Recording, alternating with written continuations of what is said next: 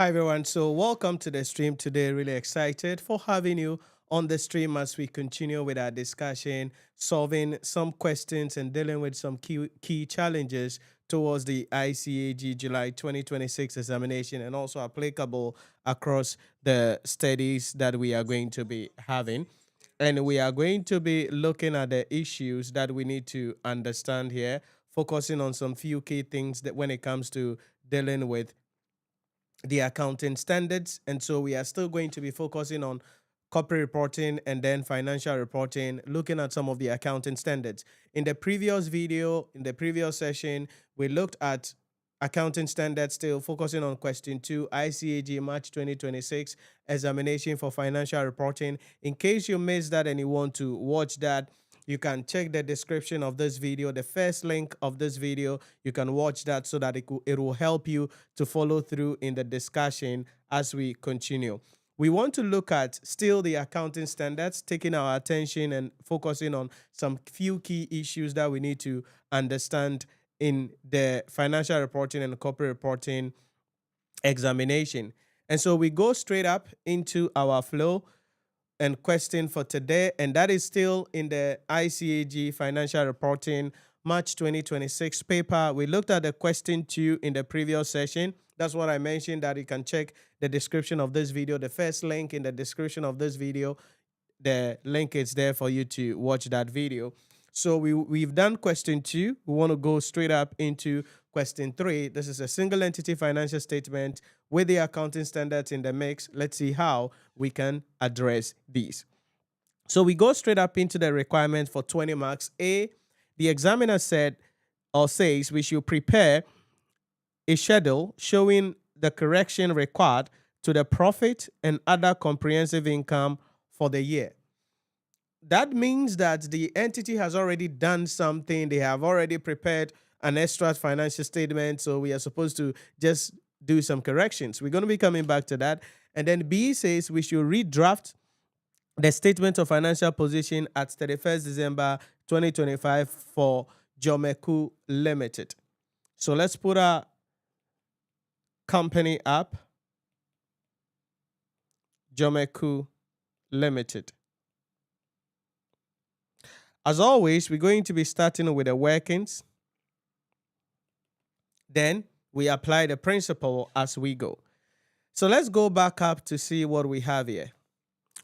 Jomeku Limited, Jomeku, has become a well-known brand in West Africa, providing comprehensive solutions in security printing, business form manufacturing, design, and commercial stationery printing. Below is the draft statement of financial position that was drawn up as at 31st December 2025. Upon subsequent examination of the books and records, the finance director has prepared a list of issues which she believes may require amendment to the draft statement presented. Okay. So all we have here is the statement of financial position, but I need you to be mindful of something here. You can see that they have profit for the year. There, under equity, they have profit for the year. Remember, the I aspect of the question says, or the A aspect of the question says, prepare a schedule showing any correction required to the profit and other comprehensive income for the year. So in the context of this question, we are not preparing our traditional statement of profit or loss and other comprehensive income where we bring revenue, cost of sales, gross profit, distribution cost. No. They've already done something. And so we're going to pick on that and then do the necessary adjustment. So you see dividend declared there. That's not an issue for us in respect of that. We'll come back to it as well. Then you see other comprehensive income also for the year, giving us 52.50. Now, if we check the question, we are working in million. That's very important, so that if we go to the footnote, we're also going to be picking figures in millions as we put the pieces together in the context of this question. And so looking at this question and the way it is structured, I could have my workings and then also have the redrafted schedule for the correction that must be done in respect of the question. And so A, redraft, or maybe we can say revise statement of profit or loss and other comprehensive income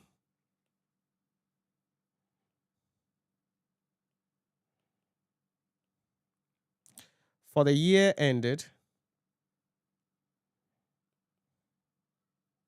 What is our year ended? 31st December 2025. Now, this is not an extract. It's going to be a fully fledged financial statement. So, we are working in million. What do? We're going to be starting with a profit for the year as always. So, in the financial statement, you see profit for the year 142.5. We're going to start with that. So, profit for the year before adjustment.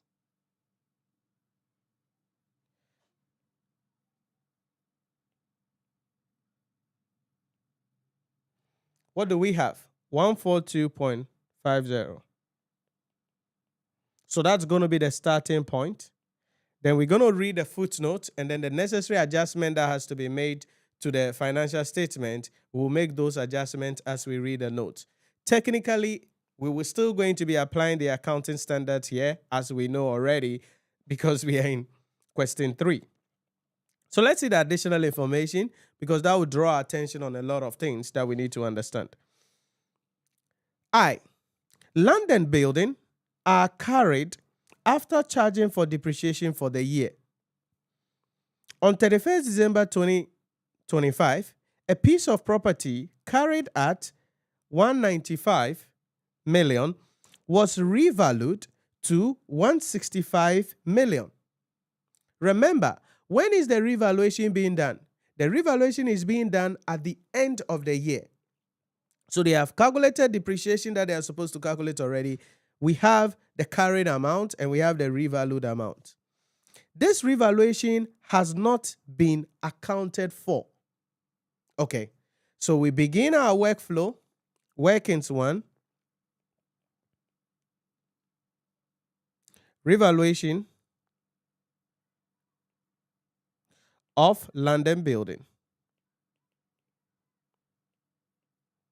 Or it could be, they said a property. They use the word property, no P. So let's bring in the carrying amount at the reporting date.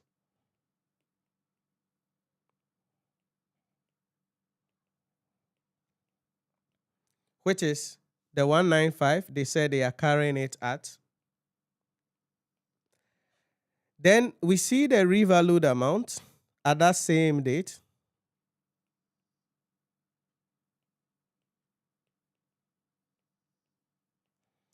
In this place, it is 165. So the revalued amount is less than the carrying amount. So this is going to be revaluation a loss.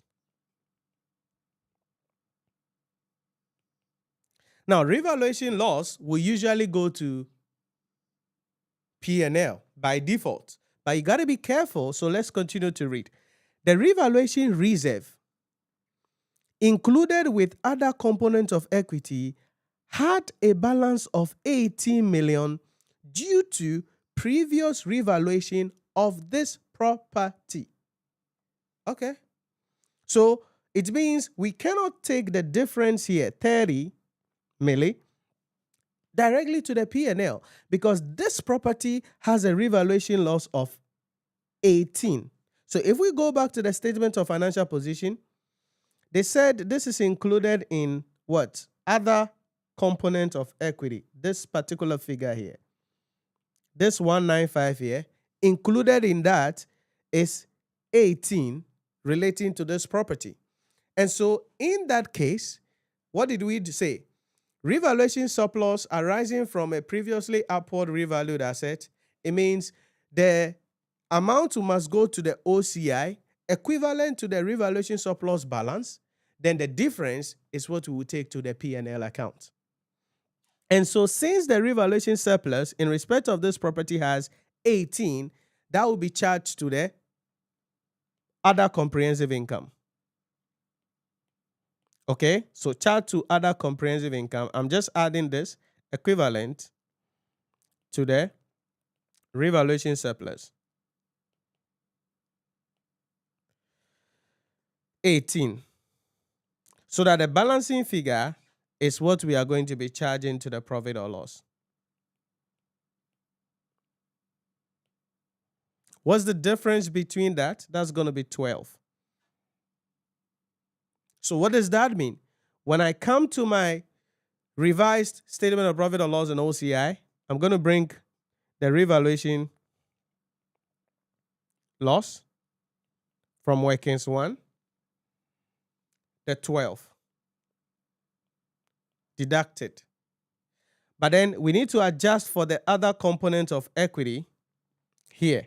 So now we could do some of the workings on the face of the financial statement, but because this is my first question, I'm going to move straight up and then do a couple of workings for us to understand in respect of that, so that I can do workings 2 here to be the other component of equity.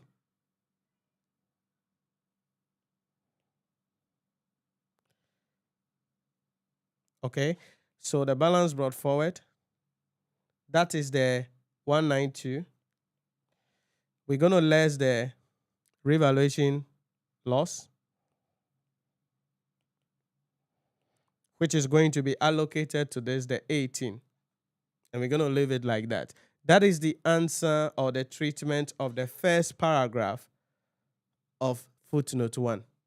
So this is your IAS 16 revaluation of assets. When there is upward revaluation, how do we go about, when there is downward revaluation from a previously upward revalued asset, how do we do the treatment? That is the treatment here. Let's continue. Plant and equipment are carried after charging depreciation for the year.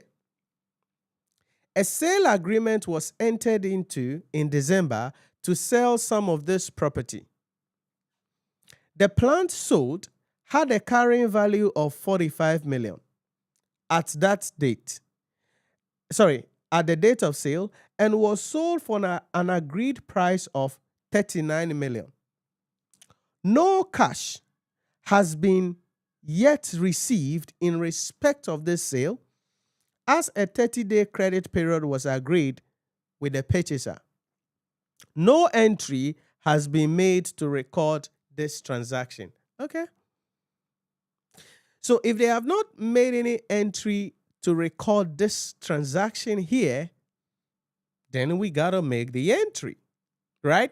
So first things first, since no cash has been made and it was on credit, it means the agreed price, which is the 39, must be added to the receivables. So when we come to receivables, on the face of the statement of financial position, you can see trade receivables here. Since this transaction has not been recorded, the agreed price of 39 must be added to trade receivables. Okay? We're going to do this on the face of the financial statement. So I'm going to just add it here, then we go. Number 2, if the property has been sold, then the carrying amount must be subtracted from the property, plant, and equipment figure here. It means we need to adjust for that. Number 3, the gain or loss on that must come into P&L. So if the property had a carrying value of 45 and was sold for 39, what happens?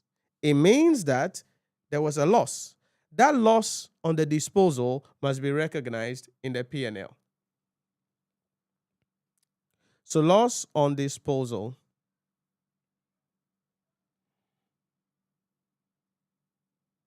of plant and equipment.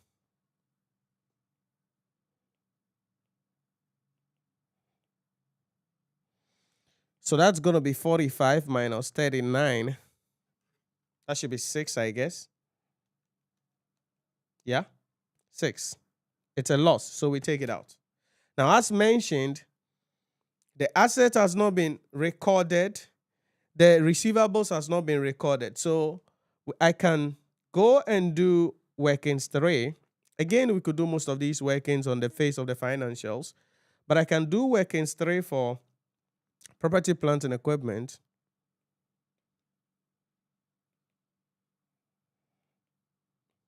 So property, plant, and equipment. And we bring the balance as per or as reported. How much do we have? 1530. Then we will less the disposal, the carrying amount of the disposed asset, which was 45, will be subtracted here, right? Then remember the first one we did, the land and building, because that's part of property. We got a revaluation loss of 30. That will also come in respect of that.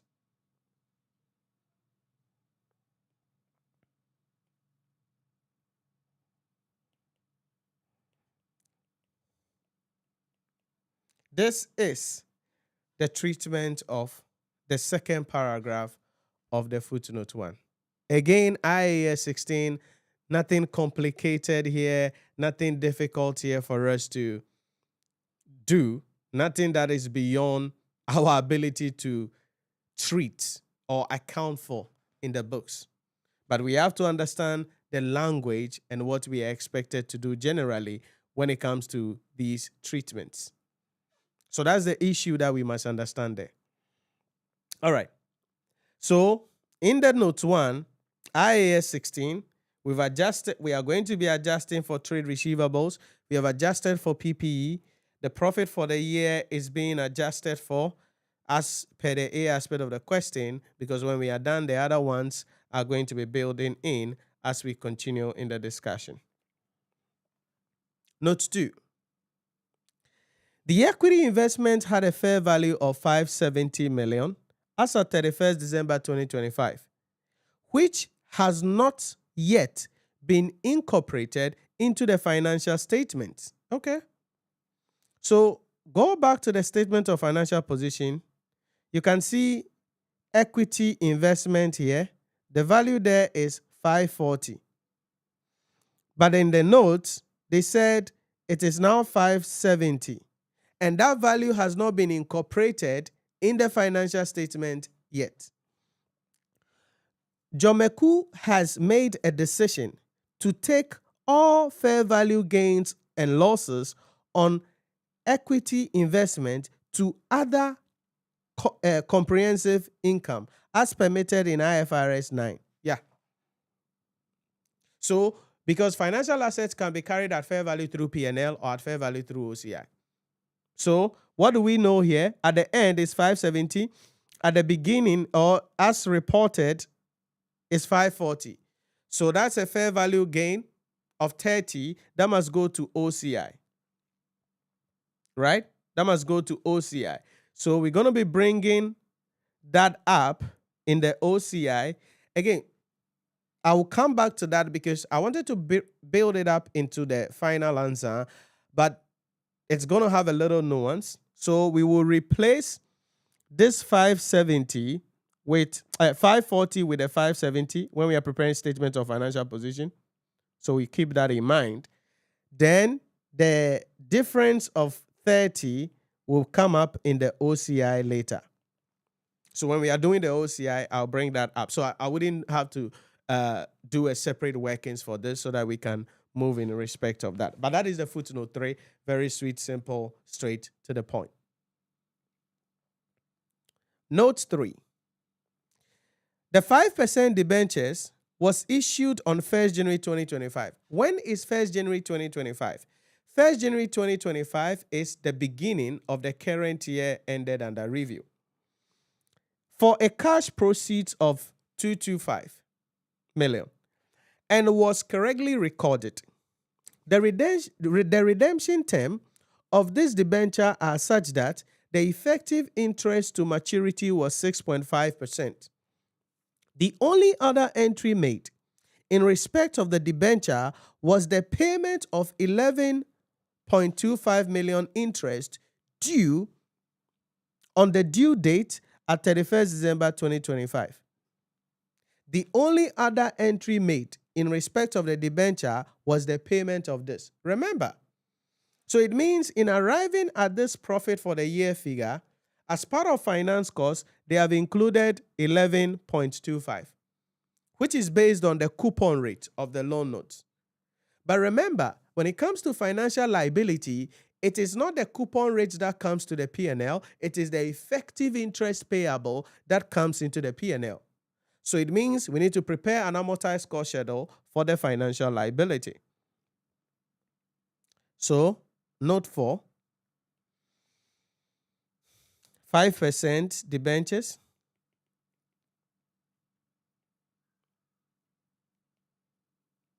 So we could bring in the initial measurement, which is the proceeds 225. Then we add the effective interest, which is the interest payable. And that will be 6% on the proceeds,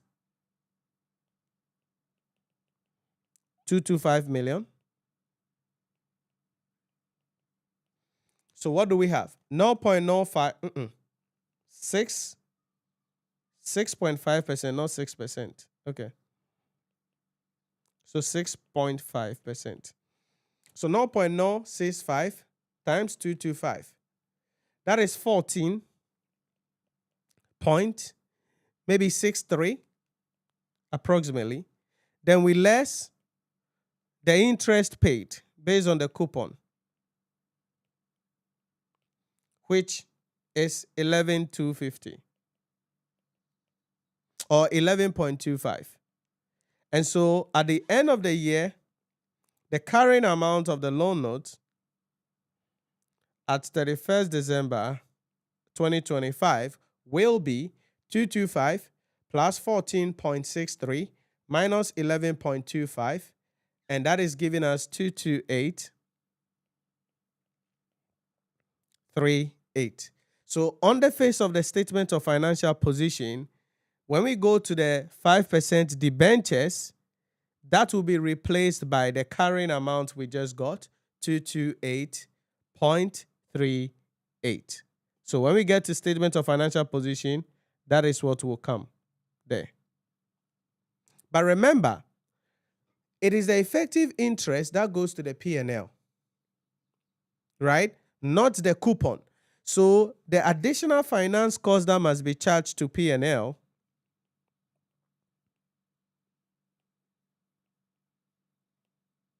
will be the difference between 14.63 minus 11.25. So 14.63 minus 11.25, boom, 3.38 million. So that will go into this place as the finance cost. Now, we don't know whether they have other issues, but we will just put it there. So additional finance cost on 5% debentures.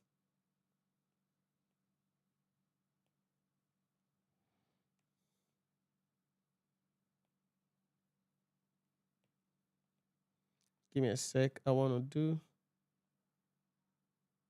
something. So that's workings, Ebaze. Workings 4.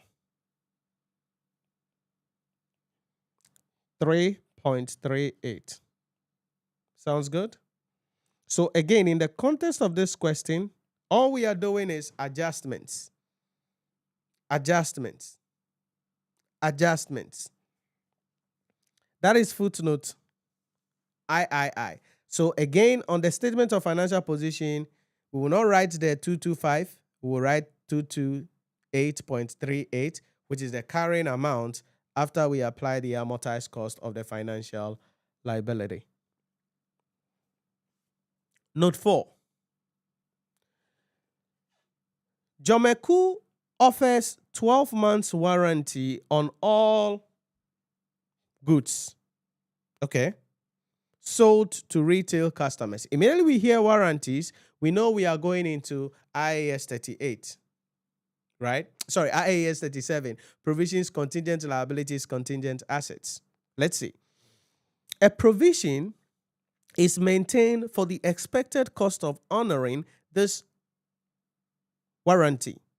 This has not been updated as of 31st December 2025. Hold it. So if we go into the statement of financial position, you can see under current liabilities, provision for warranty claims. It means this provision for warranty claim is at the beginning of the year. So we have to calculate the provision for warranty claim at the end of the year. Then the movement in the two must be charged to P&L. That's the flow. So let's go to workings Ebaze 5. Warranty provisions.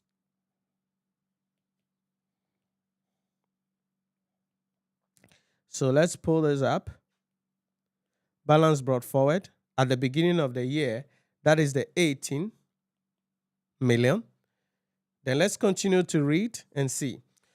Jomeku sold 40,000 units of products during the year, all of which qualify for warranty. It expects 10% of these to need minor repairs at an average cost of $750 each, and 3% to need major repairs at a cost of $15,000 each. All costs are expected to be incurred within 12 months. And Nuntina, the provision is being recognized under current liability. But we have to then calculate the provision based on the units sold. So, provision for 31st December 20x5. Stay with me. There are two things here. Minor repairs, major repairs. We add the two results. So minor repairs, major repairs. So they said for the 40, is it 40,000? Yep. For the 40,000 we sold, 10% will require minor repairs at $750 each. So 10% at 750 cedis. All right. Then major repairs, 3% at 15,000 each. So 40,000, 3%, 15,000 each. So we multiply up respectively to see what we got. So 40,000, 0.1, 750, and that is 3 million. Okay, remember we are working in million. So we are working in million, which is 6 zeros up, so 3. Major repairs, 40,000, 3%, 15,000. That is 18 million. So in total, the provision at the end of the year, so balance brought down, will be 21. Now, this 21 is what will go under the current liability on the face of the statement of financial position.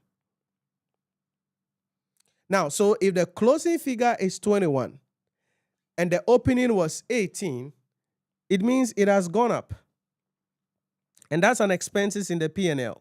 So increase in warranty provision.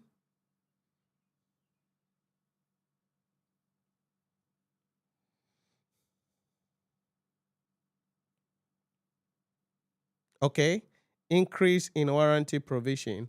And that will be a difference of 3. That's it. And so that increase 3 must go to P&L. So we go back here and bring this up. Increase in provision for warranty. Working say base 5, 3. This is the treatment of that footnote, IAS 37, provisions, contingent liabilities, contingent assets. Very sweet, simple, straight to the point. Now, again, I see some of you guys joining. You are welcome to the stream. We are looking at a question from ICAG March 2026, Financial Reporting Examination, question number 3, the single entity financial statement segment. That's the question we are looking at. In the previous session, we looked at question 2. So in case you missed that session, you can check the description of this video, the second link in the description of this video. You can watch the part 1 where we solved the question 2 and through those standards. And we are looking at question 3 in this particular discussion here.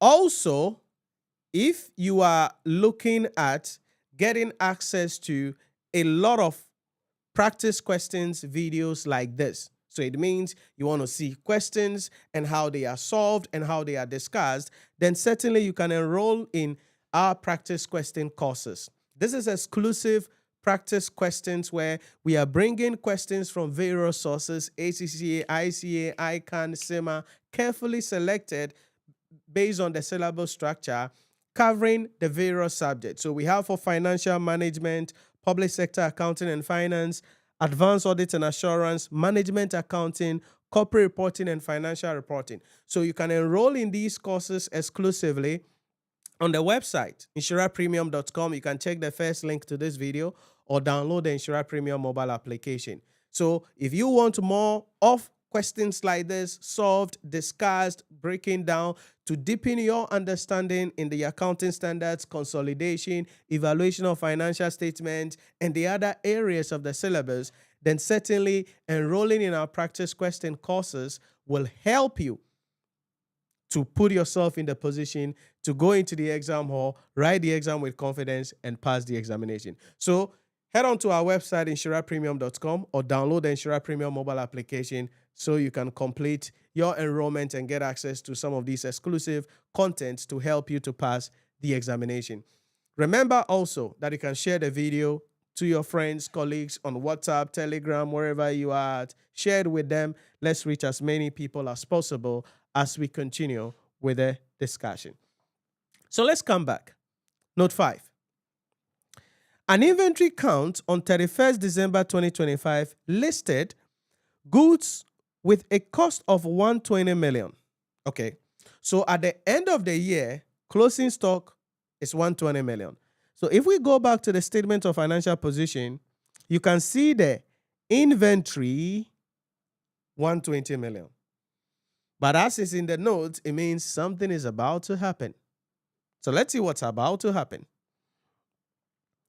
It says then that this included some damaged inventories. Okay, this included some damaged goods at which that had a cost of 9.6 million. Okay. These would require remedial work costing 5.4 million before they could actually be sold for an estimated 11.4 million. This has not been reflected in the financial statement. Now, so this is IAS 2 inventories. It means there is likelihood that there is going to be some impairment in inventory. So let's put it together. So we need to get the net realizable value of the damaged goods and compare that to the cost of the damaged goods. The lower of the two becomes the value at which the damaged goods will be carried, so that we will know how much impairment in total that the inventories have suffered. So that will be working 6, if you permit me, on inventory. So we will say as reported, the 120 milli.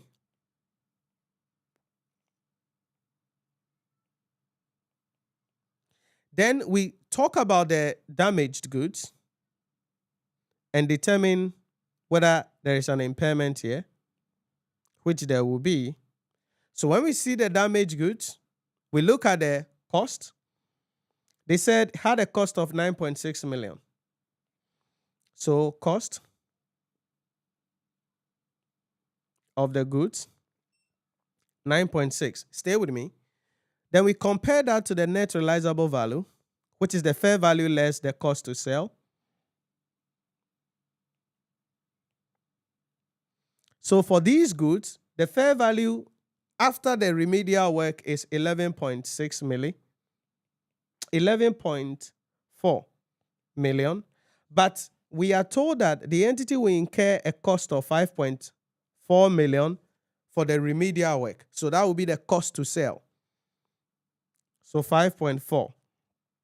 So the goods that are damaged, which we are carrying in our books at 9.6, when we sell it, the net realizable value is going to be actually 6. Remember, inventory should be valued at lower of cost and net realizable value. It then means that the damaged goods will not be carried at the 9.6, but they will be carried at 6. If they will be carried at 6, then there is an impairment here.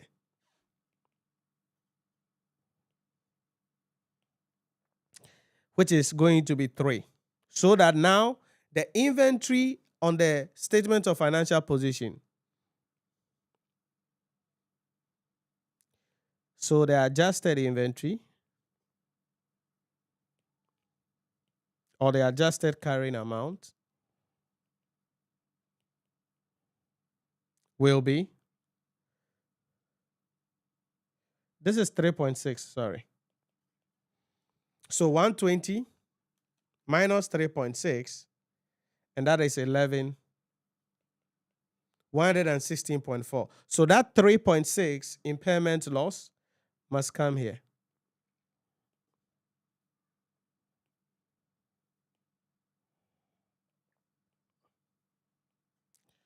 Okay, of inventory. That was workings 6. 3.6. So now when we go to the statement of financial position, in the inventory, we won't put 120, we'll put 116.4 instead on the face of the statement of financial position. Easy peasy. Easy peasy. All right. So that is the footnote IV, IAS 2 inventories. So I want you to pay attention because the way the questions are going to be set. So you realize that the first footnote, you are applying IAS 16, property, plant, and equipment. The second footnote is a financial instrument. So you are applying IFRS 9. The third footnote is also a financial instrument. So IFRS 9, just that one is liability. The first one was an asset. The fourth footnote was IAS 37, provisions, contingent liabilities, contingent assets. The fifth footnote, what we just read, we are applying IAS 2 inventories. And that's how your single entity financial statement will be. Even if it is cash flow, you are still going to be calling on the accounting standards to be able to solve the question at the end of the day. That's what you must understand there. Then the final footnote. Then we bring the pieces together. It says that the closing trade receivables include an amount of 15 million owed by a customer who experienced cash flow problems prior to the year end. Jomeku agreed to accept a payment of 2 million in full and final payment of the debt and to defer the payment until 31st December 2026. Stay with me. Something is happening here, and you have to be careful about what is happening here. Anytime there is a debt that someone owes us, and there is an arrangement that, okay, the person will pay a reduced amount of the money, which means impairment, because it was 15. Now the person will pay 12, but that 12 will get it a year from now. So as per IAS 37, we have to discount that into present value so that any unwinding goes to the P&L. So it means that our trade receivable figure, remember we adjusted it earlier by adding the 39, which was the proceeds from the disposal of the plant, the footnote 1, the second part. It means now we need to comprehensively adjust that because there is a lot going on there. So note 7, trade receivables.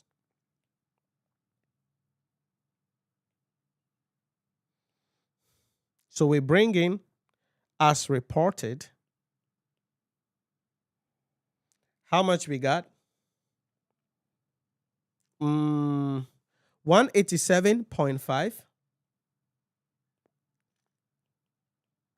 Then quickly, we need to bring the sale of the plant.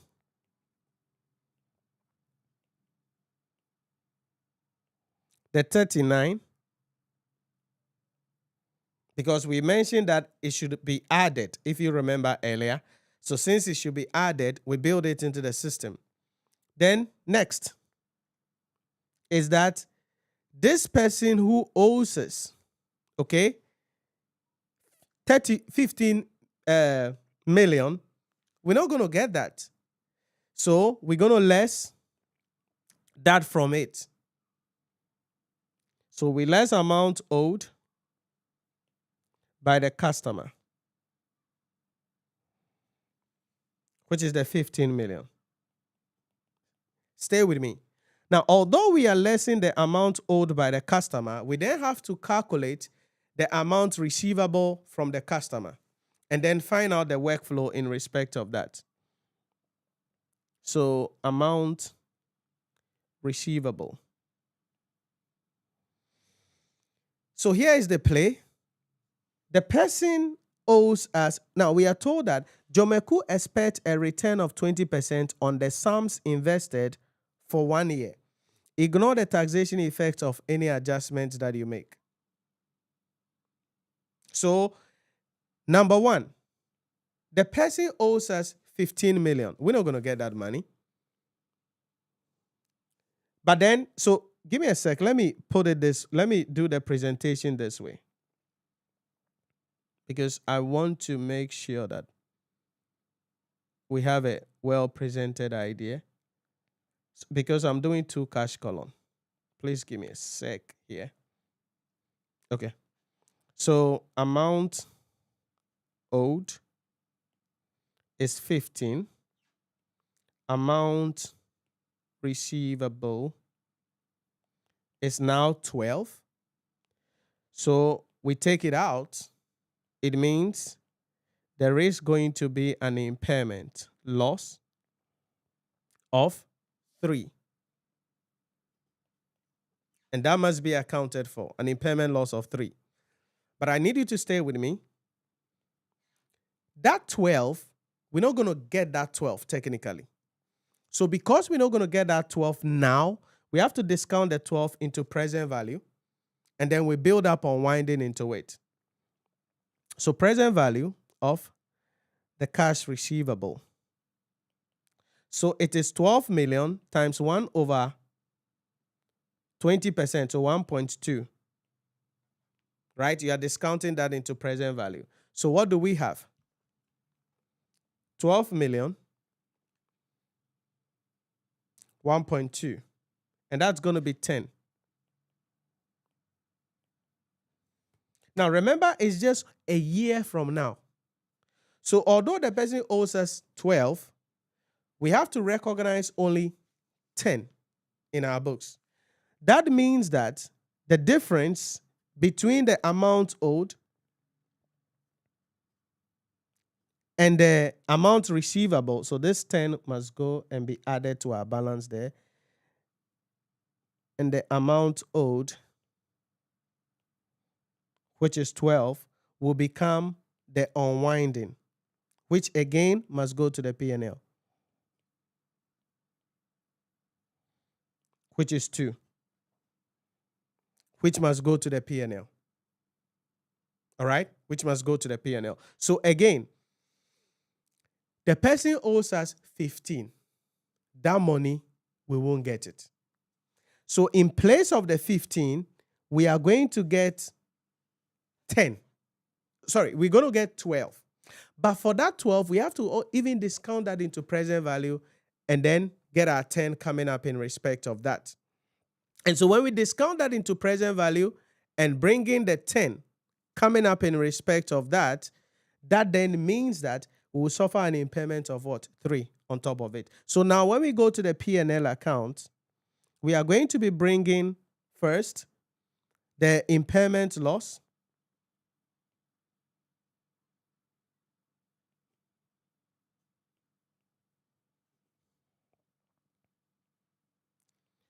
of receivables.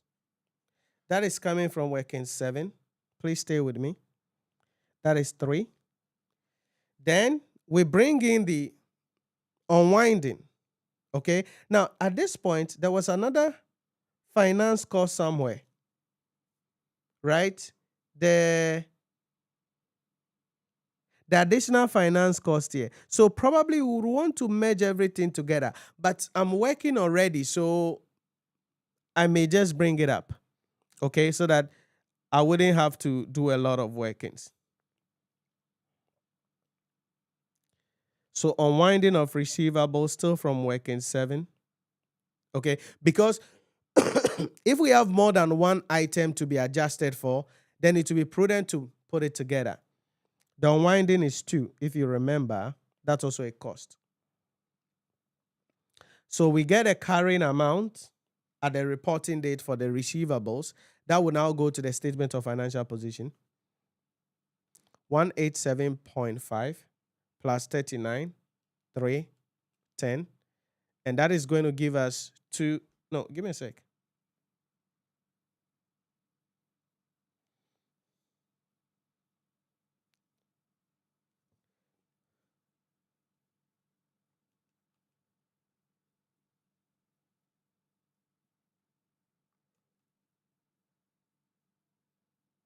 Give me a sec. Oh, sorry.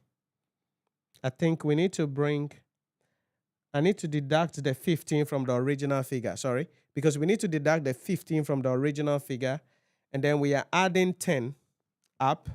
That's the money we are getting. Plus the unwinding. Give me a moment.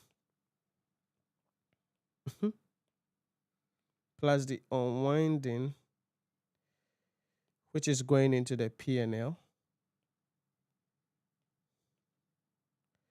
Okay, the profit or loss. So that 187.5 plus 39, we take out the 15 and the 10, and that is 221.5 for us.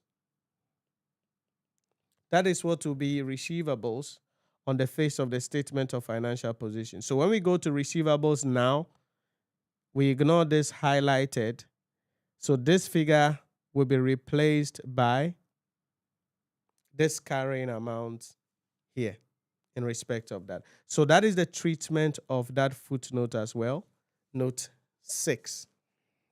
So the key issue here is about the person owes us 15. That 15 we won't get. Okay, so what are we likely to get? We are likely to get 12 from the person. But even that 12, we have to discount it to present value, and the present value of that 12 is the 10.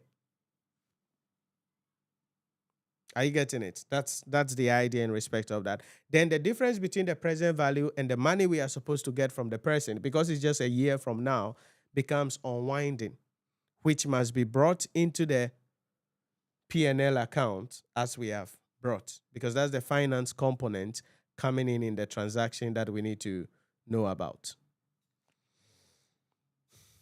All right, so that's it about that, and that's what we need to know. I think we are done. It says we should ignore taxation, because usually in dealing with the financial statement preparation, IAS 12 is one of the issues that will come up. right? But because there are deferred tax implications of these, but the examiner said we should just ignore it and not deal with it. So now we can put the pieces together and see if we can finish up our financials. So we've done all the adjustments that are supposed to come in the P&L account already. So we can go straight to get a profit for the year so that we can do OCI. So profit for the year. Then we can bring the other comprehensive income.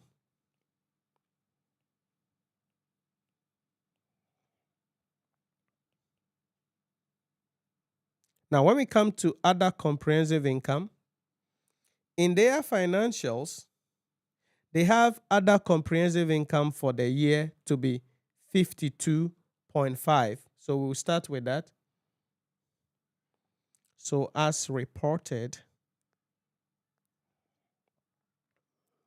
52.5.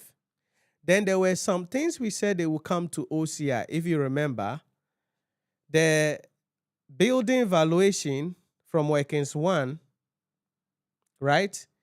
The revaluation surplus, okay, charged to the OCI from Workings 1, the 18 will come.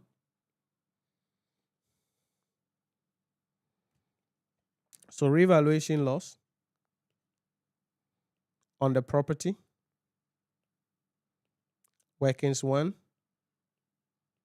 18. What else? The financial asset, equity investment, we were told the difference will go to OCI, the 30, if you remember. It was a gain, right? Yeah. So gain on equity investment. That's 570 minus 540. So that's going to give us 30. So that's the adjustment to the OCI. Sounds good? That's the adjustment to the OCI. Now let's finish it up in the P&L. So we add the arithmetics up. 142.5 minus 12 minus 6 minus 3.38 minus 3 minus 3.6 minus 3 minus 2, and that is 109.52. All right? 109.52. So with these, remember your total comprehensive income now will be the 52.5. No, other comprehensive income will be 52.5 minus 18 plus 30. So that will be 64.5. So you add the two so that we get a total comprehensive income for the year. Because you have to be careful if you just add it up like that, and that will be 109.52, which is 174.63. 174.02, rather. So this is the A aspect of the question, the adjustment to the profit or loss. So again, it is not your typical P&L account where you bring sales, less cost of sales, gross profit, distribution cost. But you have to know the treatment because the rule is still the rule at the end of the day. Then let's do the B aspect of the question, the statement of financial position. So statement of financial position as at 31st December 2025.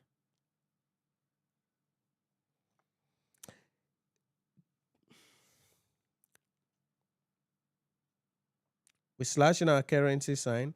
So we go by the way they did their work, and then we do it like that if we want to. So non-current assets. First, property, plant, and equipment.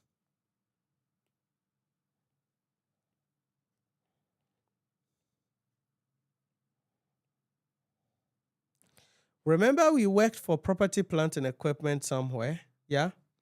Workings 3. So let's get a total. 1530 minus 45 minus 30, and that is 1455. So workings 3, 1455. Okay, what else? Next one, investment properties. Nothing was mentioned about that, so we'll just bring the figures we see there, or the figure we see there. So investment properties, 180. The next item is equity investment, which will bring the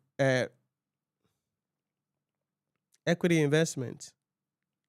We'll bring the fair value at the reporting date, if you remember, the 570, right? Where is that? Note II, 570. So that is the issue in respect of the adjustment to be made for this. Are we done? Let's see. Yeah. So we can get a total. I think we can work 2 cash column here. Then we can do current assets, not liabilities. So current assets, first we bring inventories. Is it 3 or trees? 3. So inventory. I think we worked for inventory as well. So we can go pick it up. Inventory, working 6, 116.4. So working 6, 116.4. Next item, trade receivables. Trade receivables.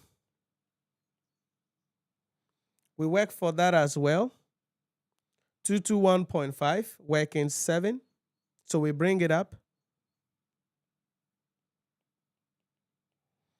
Next one, cash and bank. Nothing was mentioned about it. So we bring the figure that we have there, 45. So that will give us the total current liabilities so that we can get the total assets. And for the statement of financial position to balance, total asset must be equal to equity plus liabilities. So we go to equity and liabilities. First one is to talk about the equity. Under equity, equity share capital.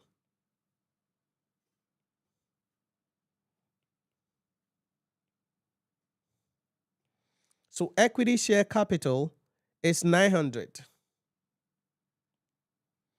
Then we bring in, next item is retained earnings. It means we have to work for retained earnings here.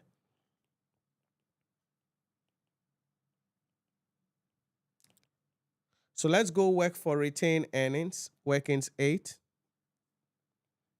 Retained earnings. Stay with me. The opening figure for the retained earnings at the beginning of the year is 562.5. So balance brought forward 562.5. Then we add the profit for the year.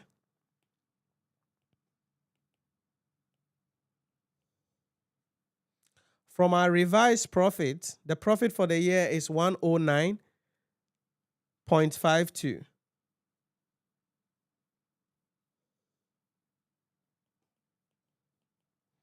Then we are told the entity paid dividend of 45 for the period under review. So we bring that up. Dividend.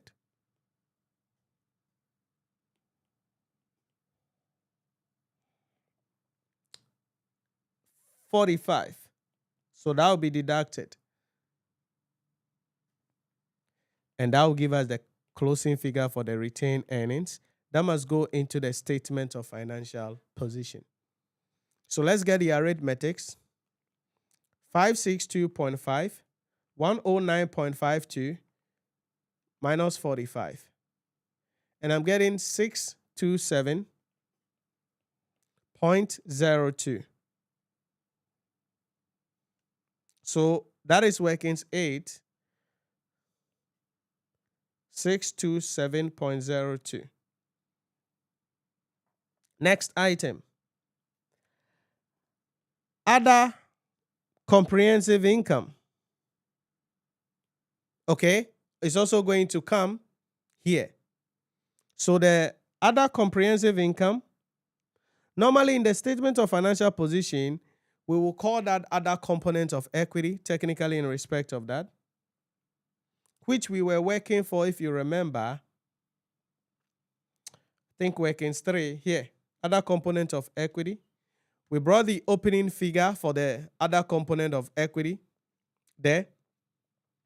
And then we less the amount that they got from the revaluation.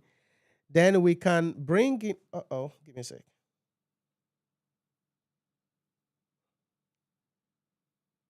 So the opening balance was 192.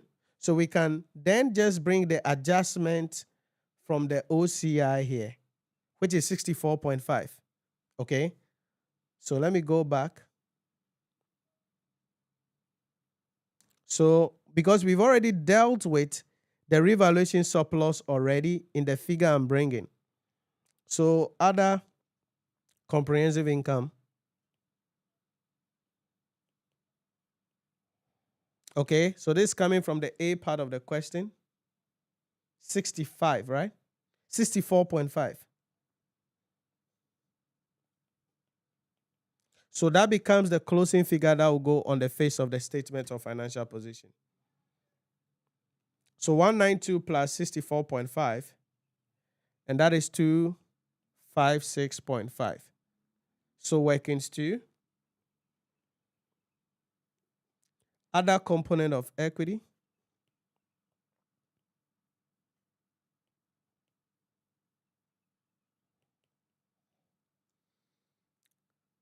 $256.5. And that will give us total equity for the period under review,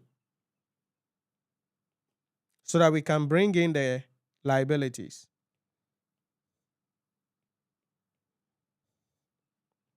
Under liabilities, we will have non-current liabilities.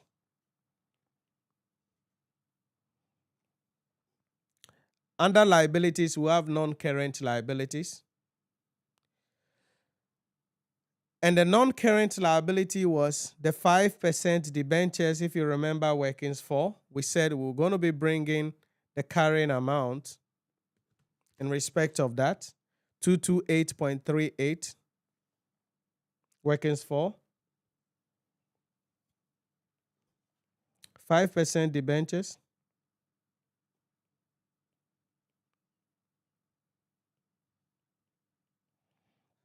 $228.38. Is that it? 228.38. Good. Then, any other liability? Let's see. No. Then we come to current liabilities. I think at this point I need to go to the next slide. So current liabilities.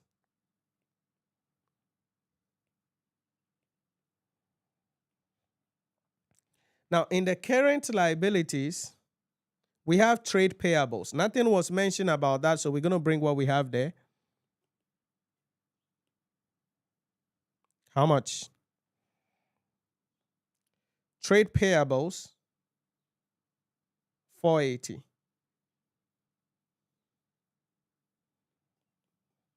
Next one. Provisions for warranty. We calculated a new one. The year-ended calculation is what will come. So provision for warranty. Note 5. The provision for the year end is 21. That is what will come. Note 5, 21. Next one, corporate tax due. We were told to ignore tax effect, so we just bring that up.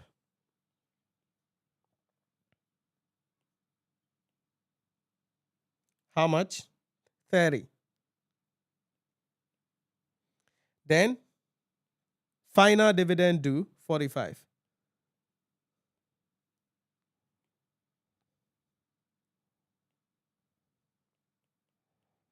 Because you see, the dividend here, it was declared. When you declare the dividend, it means that this is what you said you will pay.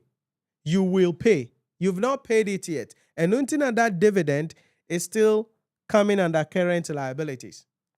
Because when dividends are declared, it means the dividend that the entity wants to pay. So they've not paid it yet. And until it has to be carried at the current liabilities on the face of the statement of financial position. Now we are done. We can put the pieces together. 480 plus 21 plus 30 plus 45.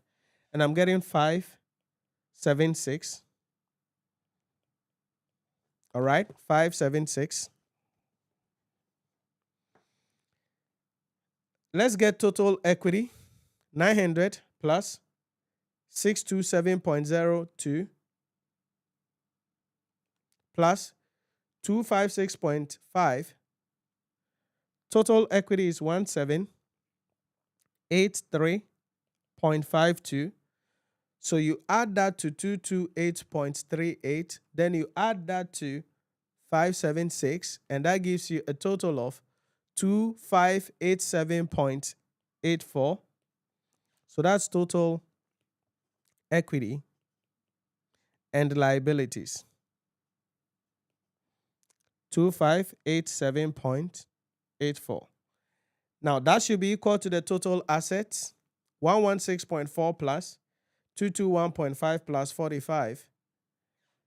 That is 382.9. Non-current live assets, 1455 plus 180 plus 570. That is 2205. So plus 382.9, that is 2587.9. As compared to 2587.84. So there could be some arithmetic error somewhere, but I'm not going to check it. You can check that on your own later in respect of that. But this is the answer to the question, and you're supposed to do this in 36 minutes. You are supposed to do this in 36 minutes. So slide 1 for you there.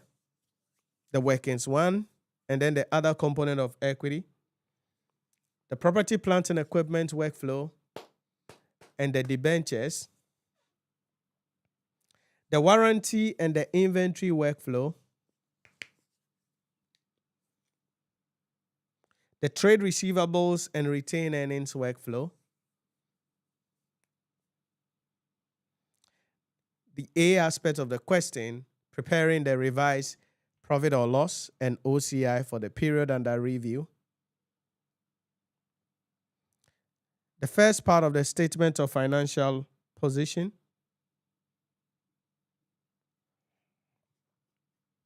And the final part of the statement of financial position.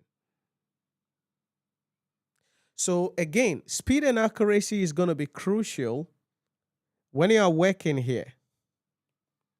And that is why you need to build your base about understanding of the accounting standards. If you don't build your base about understanding of the accounting standards, then when you read a question, you see the reason why sometimes people fail I say this always, people sometimes fail the exam because of timing.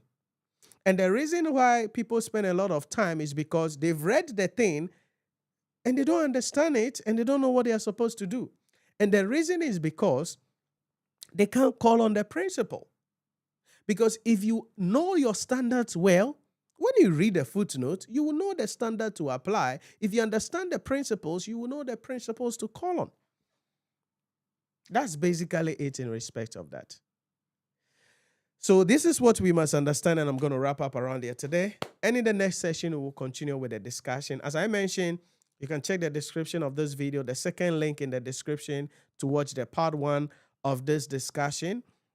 Then if you want more videos like this in the various subjects, management accounting, corporate reporting, financial reporting, audit and assurance, financial management, public sector, then you can enroll in our practice question courses, because they can help you so you can put yourself in the position to go into the exam hall, write the exam with confidence, and most importantly, pass the examination. So take care of yourself, and I'll catch you on the next one as we continue with our discussion.